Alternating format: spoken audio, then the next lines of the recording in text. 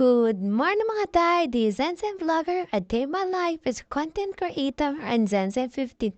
Kaya mapasabi ka na, ay, for dago! So yun nga guys, bagong araw at bagong kaganapan dito sa Ipit Magalan na opo. Kaya samahan nyo kami maligo dito sa Mother Falls. Kaya taray, papas forward ng batang ini. So yun nga guys, nandito na tayo, opo.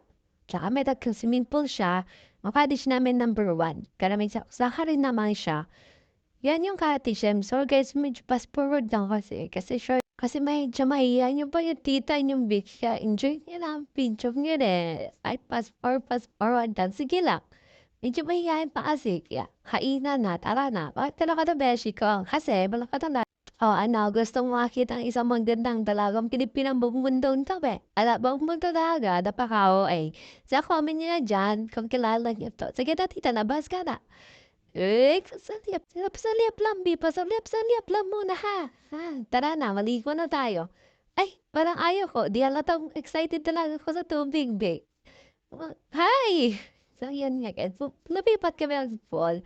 Tapos next slide game, ganyan. Kung medyo nabidyohan, parang nabidyo ko dito, yung second slide ko.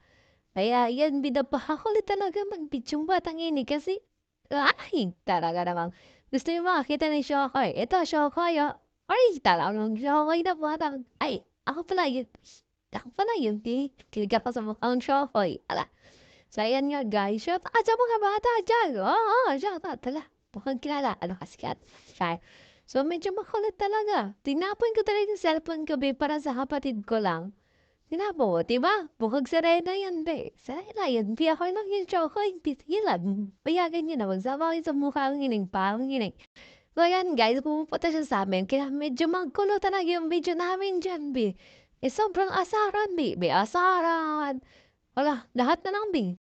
Lahat na lang, Bi. Mukhang mag-artista tayo sa asaran nito, Bi. Hala.